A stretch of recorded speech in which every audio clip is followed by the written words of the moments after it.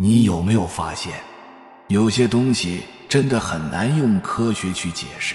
比如你会发现你身边有的人，他不管干嘛都很幸运，干什么都成功，想要什么就有什么。最主要的是他还没有那么努力。我们常说的福气、好运气、旺三代的命格等美好势头令人向往，成为许多人梦寐以求的品质。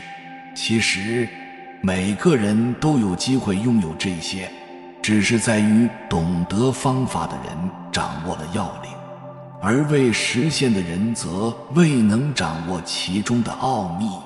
现在我们就来探讨这个话题。这条视频有点长，但如果你能耐心地看完，真的能帮你提升运气，养成好运体质。身边的所有事物都会通过某种方式反馈到我们身上，然后影响整个人。生活中有几个小细节注意之后，真的可以让自己的运气蹭往上走。我们不可否认的是，有人生来就含着金汤匙，握着普通人可能拼搏一辈子也无法触及的荣华富贵，还有人天生身体就有残缺，品尝着身心双重的折磨。很多人潜意识里肯定觉得，第二种人生完了，生来就穷，生来就有遗传病，生来就不被爱，还有什么希望？这辈子就这样吧，也只能这样了。接下来我将与你分享一个故事，它能彻底颠覆你对所谓糟糕命运的认知。有一个女孩名叫雷庆瑶，当她由内而外的散发着一种迷人且幸福的微笑上场的时候，所有人都震惊了。她为什么没有双手？为什么这件事放在大众的眼中是不幸的事情？而她不仅经营着自己的公司，还勇敢地去超级演说加上演讲，也经常出差去分享她的励志经历，温柔且坚定地鼓励着每一个有缘的灵魂。我们以为她没了双手，一切都需要请人照顾，但她却不是。她把自己的脚练得非常灵活，用脚吃饭，用脚穿衣服，用脚化妆，写书法，游泳，骑自行车。她说，3岁因遭遇电击，我不仅失去了胳膊，还失去了存在感，每天都过得非常惶恐。但我天生就是一个不服输的人，不想一辈子靠别人。我相信总有一天，我一定能靠自己的力量改变命运。他的不认命，用行动，用百折不挠的精神，见证着奇迹的力量，呈现着现实版的我命由我不由天。她的人生从一个看起来倒霉的姑娘，到不服输的克服万难，颠覆命运的安排，最后养成了好运体质。全国各地都有人排着队找她合作，也养成了有福体质。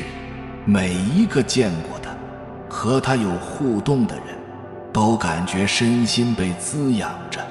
她同时也具备让自己随时随地幸福的能力，还练就了旺家族的体质，给家族带来了莫大的福德和荣耀。上前面分享的故事虽然不长，但其实背后却是主人公修炼了很久所呈现的状态。如果你也想变成有福体质，请借助我接下来分享的方法，去大胆改运，持续精进自己吧。虽然短时可能间看不到什么，但长远来说，这是一份值得珍惜的自我投入。妙招一，借助祝福自己的力量，挪移底层的腐朽认知，重塑旺旺人生。比如今年将会是很棒的一年，我祝福我自己有勇气拒绝那些毫无产出并且内耗的是何物。二，我祝福自己有慧根识别，并且远离那些低能量且毫无营养的人。三，我祝福我自己有灵智接纳怨憎会，待别离，事与愿违，坦然接受我的局限性，并且心平气和地顺其自然。四，我祝福我自己有慧眼看见所有的一切皆有利于我，一切的发生不过都是在为我的生命进阶和生活财富做准备，去拥抱它。五，我祝福我自己有幽默，笑对自己的自卑和不足。是的，他微小到笑笑也就过了。六，我祝福我自己有定力，能懂不要企图去改变或者拯救任何人。我的真心很珍贵，我只把它留给对的人。七，我祝福我自己眼里有光，心中有爱，卡里有钱，世间所有的美好都对我爱不释手，因为我值得。妙招二，锁定善意和感恩的频率，不管是前世还是今生积累来的福报，如果不懂得守护或者过度透支，最终都会从有福变成缺德，而让我们不仅能守护住生来就有的福气，还能源源不断地吸引并创造新的福报。实现这一目标的最佳途径，直接从内在源头调频，选择善意和感恩的频率。善意意味着你做任何事情的出发点都带着害人之心不可有的发心，哪怕对方是恶人，你也发送祝福，愿他能破除心魔，找回良知。如果不能，也保持尊重。善意意味着你的底色是慈悲，有容人的度量，容得下自己的缺点，也容得下别人的缺点。自己的不足有则改之，别人的看淡之。善意是一种中道的视角，不管万事万物以什么样的方式呈现，不执着于抓取某一种，只是站在中间的位置，欣赏万花齐放，而没有半点占有、评判、贴标签之心，就只是如其所示的，在经历中体验那份流动的美。感恩就更妙了，特别是发自真心的感恩这一切的时候，你会发现我们的生命能量会特别鲜活，且持续保持在高频状态。这个时候，宇宙会帮你筛选所有同频率的人事物围绕着你，而福气和好运气恰恰包含在其中。高能量最终会显化成高品质的物质或者精神嘉奖。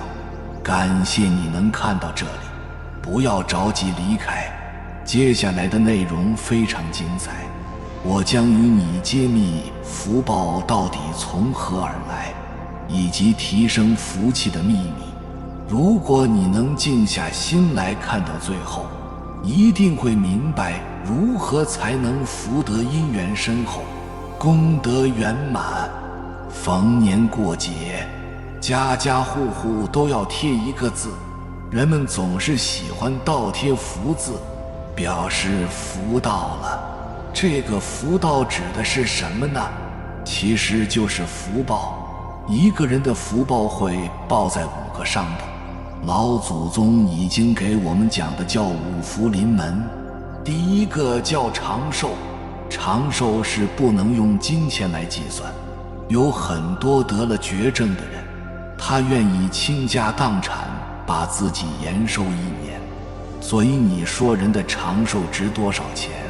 那是无价的。第二个，光长寿还不行，咱们还得善终。人做好人好事，有善心你就能善终。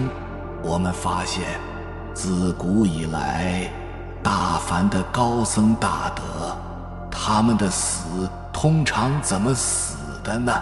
我们叫做圆寂，叫圆满的去世，对他们都是善终的。所以善终是很重要。第三个呢，是我们大多数的人都穷其一生想要追求的，叫富贵。这个富包含2个层面，一个是物质财富，一个是精神财富。幸福感它本身就是个精神财富。还有一个叫贵，这个贵不是说这个人身上穿的东西都很贵，用得很贵，它是受人尊敬，它是一个很尊贵。尊贵并不是说我的官做得有多大，我的社会头衔有多高。这个贵是什么呢？是人家见到了你，觉得非常的尊敬你。那请问为什么我要尊敬你呢？那肯定是你对众生有贡献嘛，你是好人，你帮助了很多人。要不然你看有很多人非常有钱，但是他不尊贵，人家可能表面上对你很尊敬，其实是因为你有钱有势，但是背后里头的要骂个臭土豪。所有人是富而不贵。第4个叫康宁，这个康叫身体健康，这个宁叫心灵安宁。现在有很多人很焦虑，失眠，很烦恼，甚至得抑郁症，都说心里不安宁，每天心里很苦。在这个5福当中，最重要的根源是第5项，叫好德。你所有的长寿，所有的富贵，所有的善终，以及所有你身心的康宁，基本上都是源于你这个人有慈悲大爱，你人品高尚，你道德高尚，所以你愿意为别人多付出一些爱心，多去做一些对社会、对众生有帮助、有意义的事情。我们发现自古以来，不管是在从政的也好，是从商的也好，是在各行各业领域也好，最终能够让一个人长长久久地维持昌盛的、维持成功的，其实并不是能力。有能力的人到最后兵败如山倒的，那是比比皆是。也不是资源，因为资源就像玻璃瓶，一摔就碎。也不是人脉关系，因为今天的好友可能成为明天的敌人。而什么东西才是能够跟随我们一生一世的福报之源呢？其实是我们一个高尚的品德和慈悲的大爱之心。道德经有一句话讲得很好，叫做天道无亲，常与善人。这个大自然的法则都是很公平的，但是常常有时候对心地善良的人，老天可能会给我们多一些福报。所以一个有福的人，或是一个有福报的一个家庭，他首先的第一件事情是你必须要把福要能够传播给众人，要福来福往。所以我们的老祖宗几千年来，把福气当成是一个人的资产，给别人福，其实就是在我们自己的福气的账户里头去储蓄，去积累我们的福气资产。你想要有福气，你先得把福气把它付出去，你才会有福报。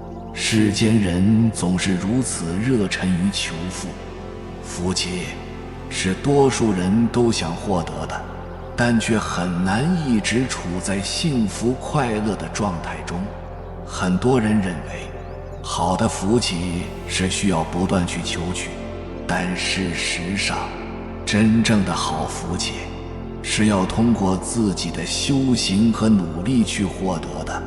人世间谁不希望自己福慧圆满呢？那么福报到底从哪里来呢？福报是求来的还是修来的？其实每个人福报的多少与我们往昔的因果业力有关。积福方有福，一个人只有经常积累福报，福报才会越来越多。其实所有的求福报之法都可汇于一句话：诸恶莫作，众善奉行。这也是求富之纲领。是故福报从我们的修行中来，修行建立功德，厚德才能载物。修福报对一个人来说很重要。那么如何修福报？如何提升福报？一、福报粗分为两种，一种是世间福报，一种是出世间福报。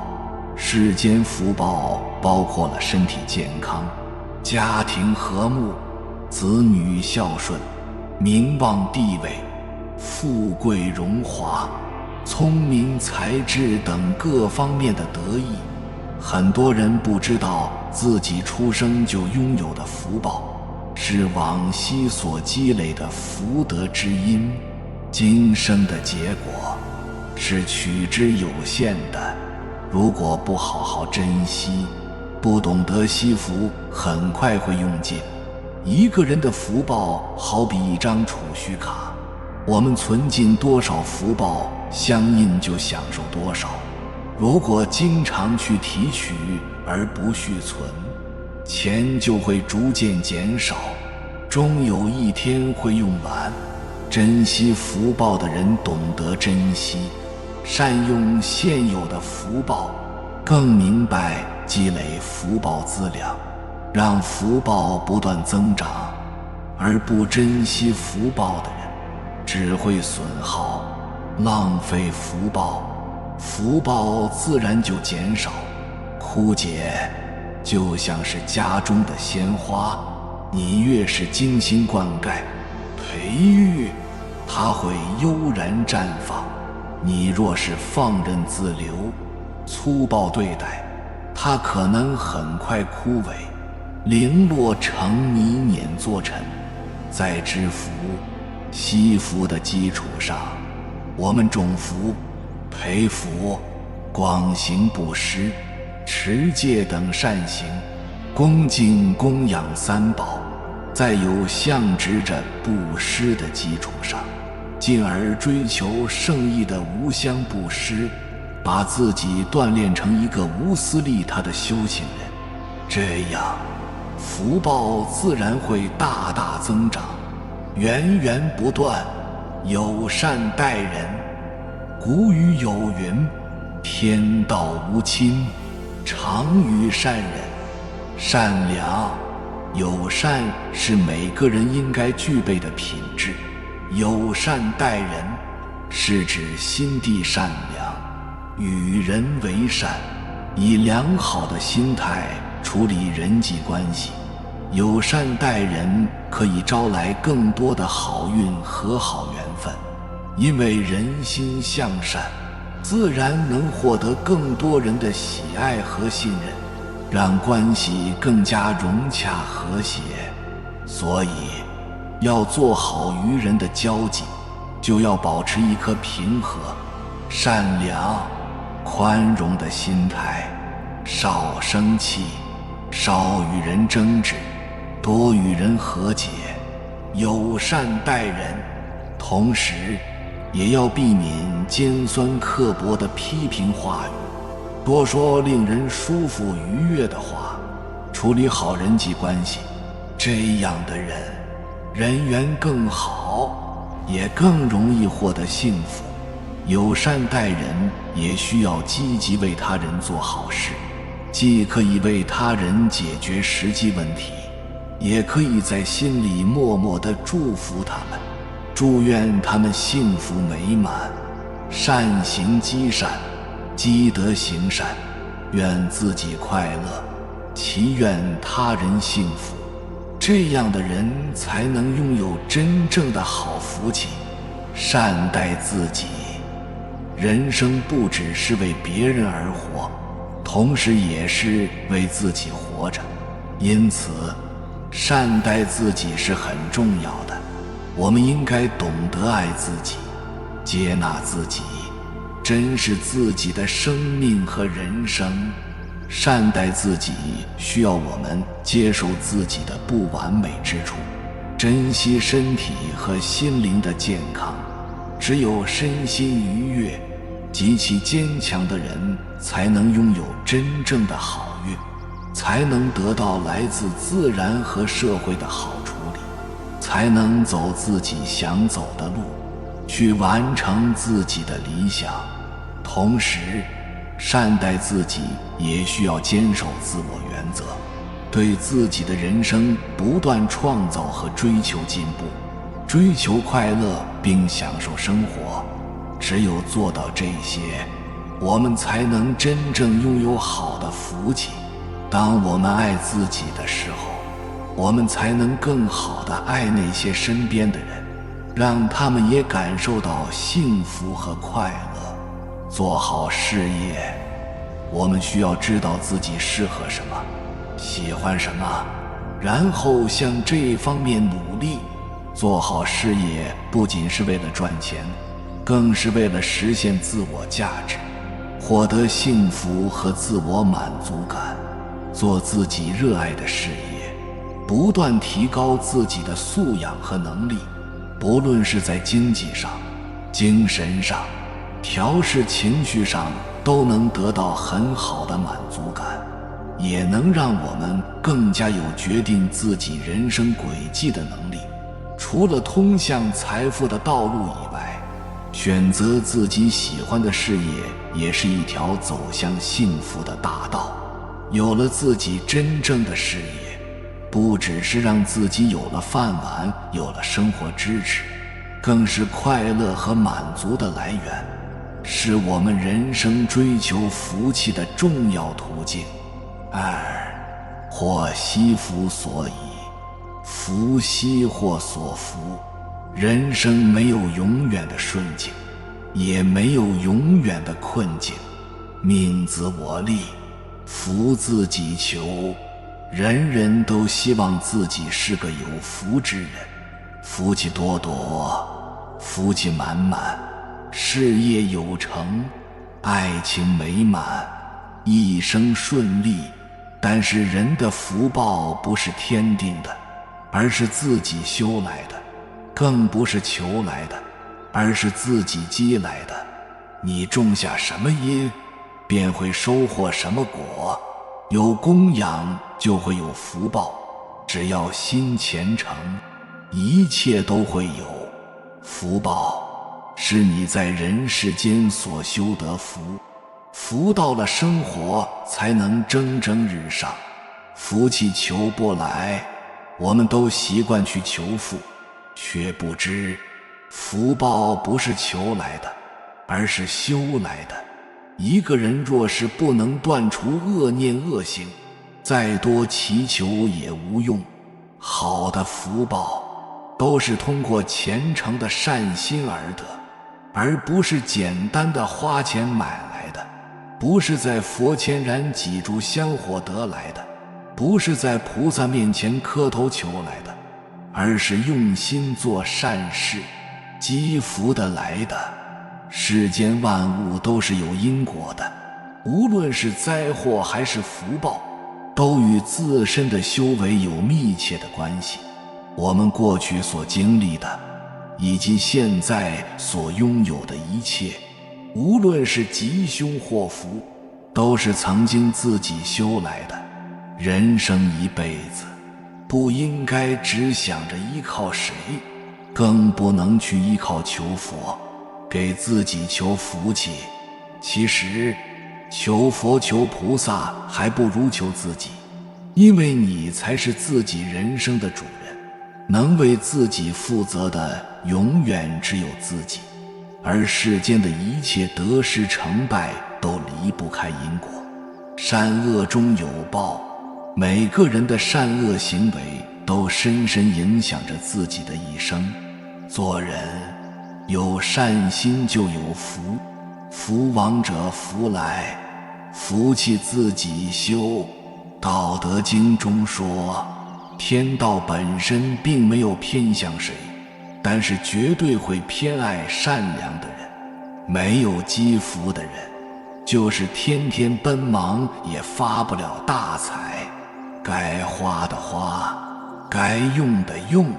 有的人贪心，吝啬心特别强，什么也舍不得，属于自己的东西舍不得用，舍不得花，更舍不得施舍给别人。这种人不可能发财，发财也是留不住的。吝啬心强的人无法给自己积福报。没有吝啬心，没有贪心的人往往肯定能发财，因为福报是修来的，不是求来的，更不是贪来的。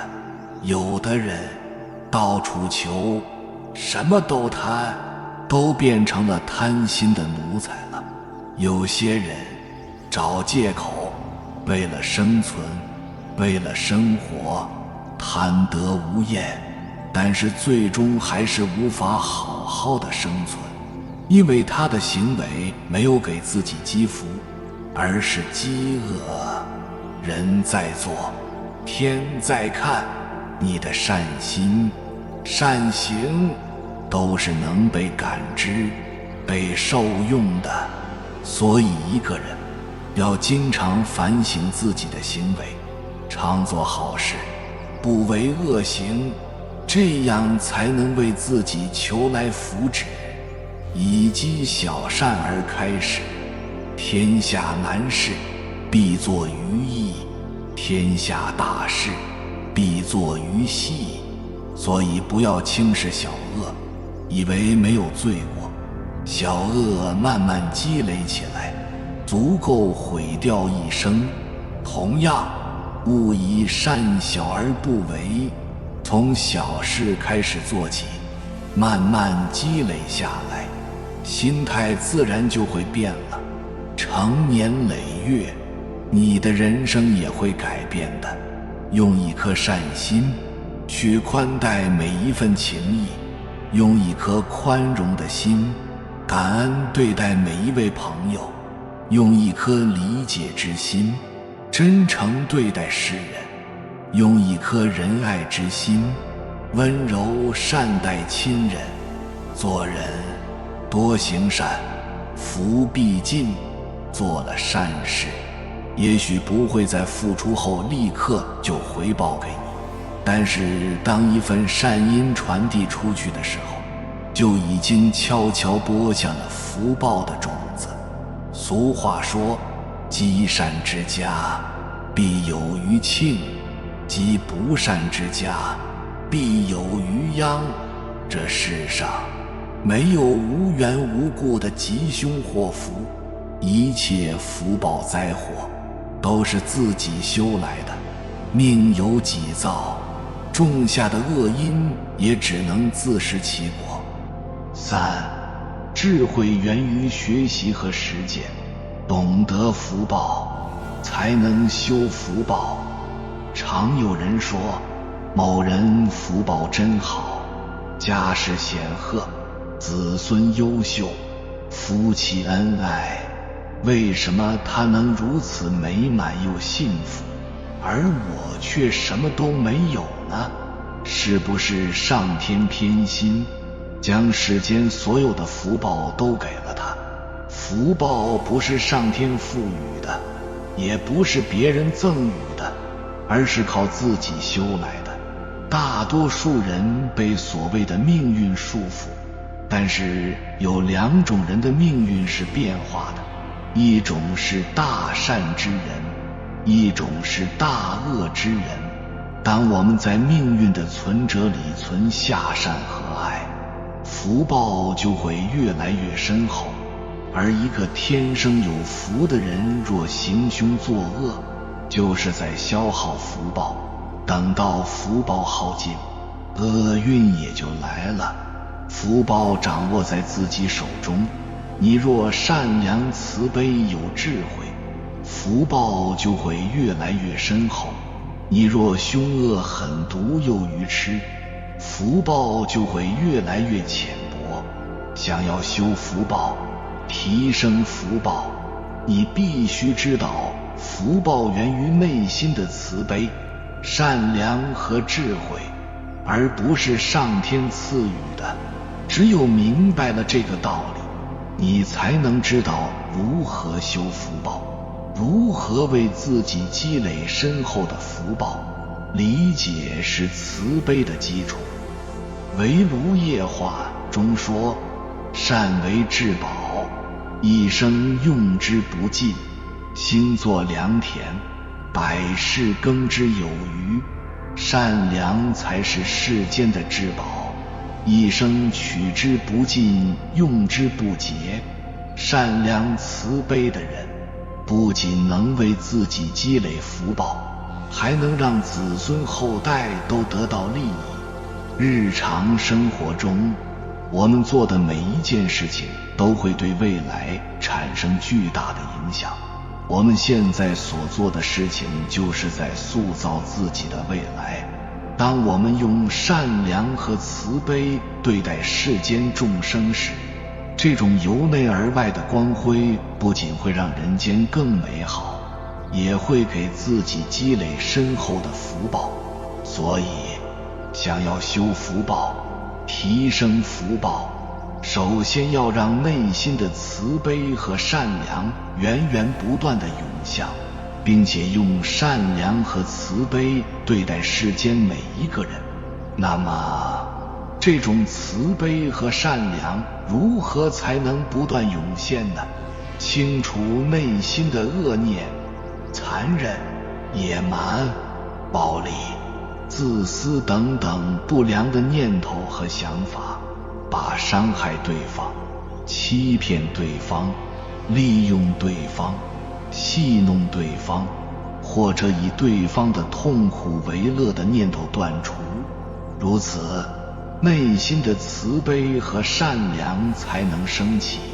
理解是慈悲的基础。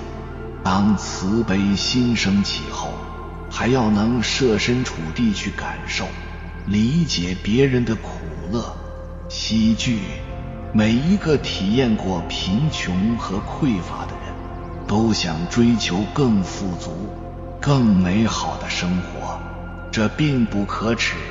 女生想嫁给有钱人，就像男生想娶个美娇妻一样，无论是喜欢富足还是喜欢美貌，这本来就是人类的本性。所以，无论看待人还是事物，一定要懂得感同身受地去理解别人的苦乐哀惧或者抉择、观念，因为这些行为和观点都是由成长环境、教育背景和人生经历所共同构成的。若你能做到这一点，时时刻刻提醒自己懂得设身处地为别人着想，这时候你的慈悲心已经升起来了。智慧源于学习和实践，福报源于内心的慈悲和智慧。没有智慧的人不可能有福报。那么，一个人的智慧如何才能升起呢？首先要亲近善知识，你要懂得主动与知识丰富、人生阅历广泛、道德品行俱佳的人相处。你的水平是你经常接触的5个人的平均值。环境对人的影响不仅是潜移默化的，更是由量变到质变的。接触的人越多，与善知识相处的时间越久，能力提升越快，成功的机会也就越多。其次，要听闻正法。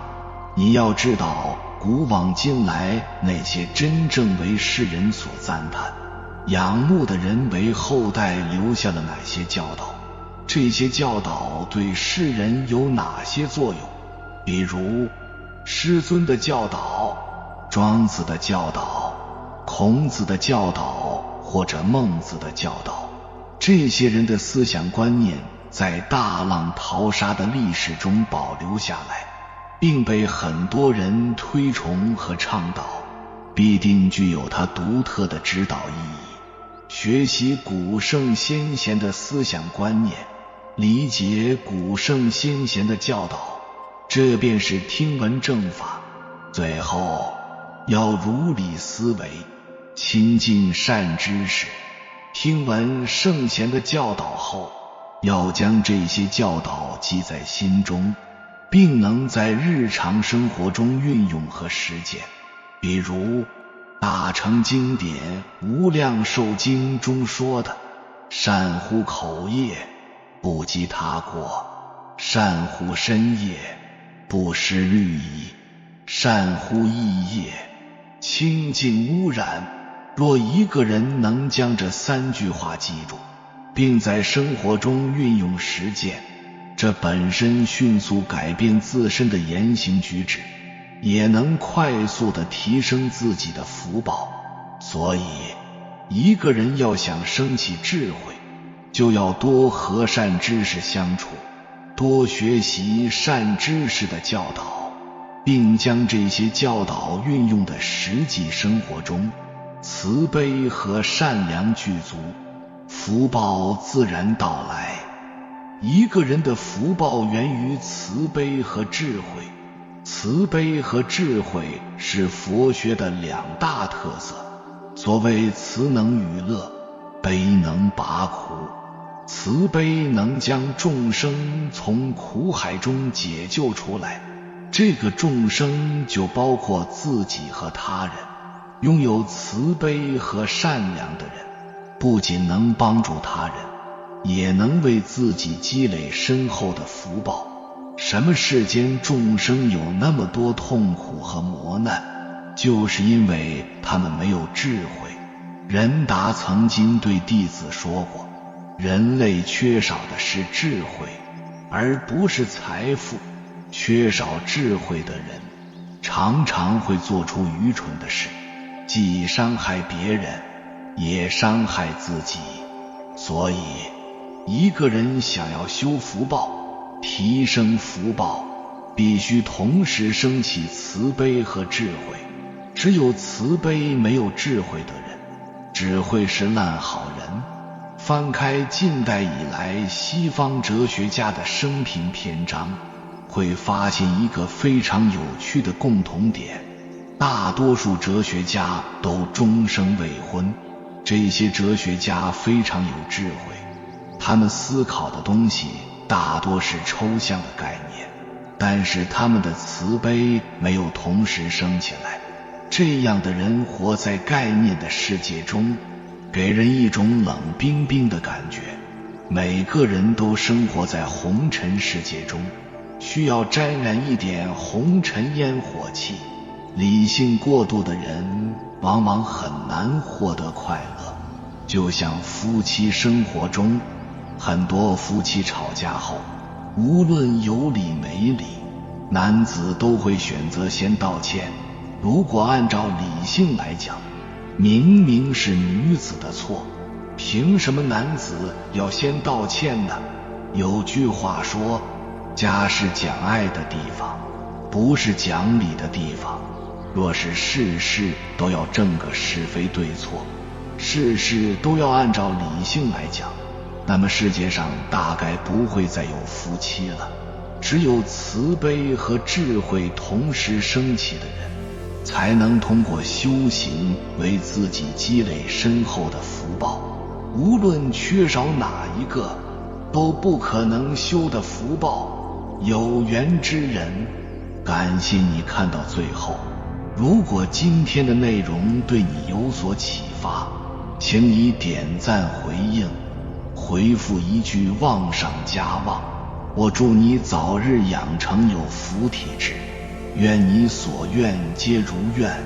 还没有订阅频道的，请点击右侧的订阅按钮，与我们建立更深的连接，随缘加入会员，与同频之人共修福报，随喜转发，积累无量功德。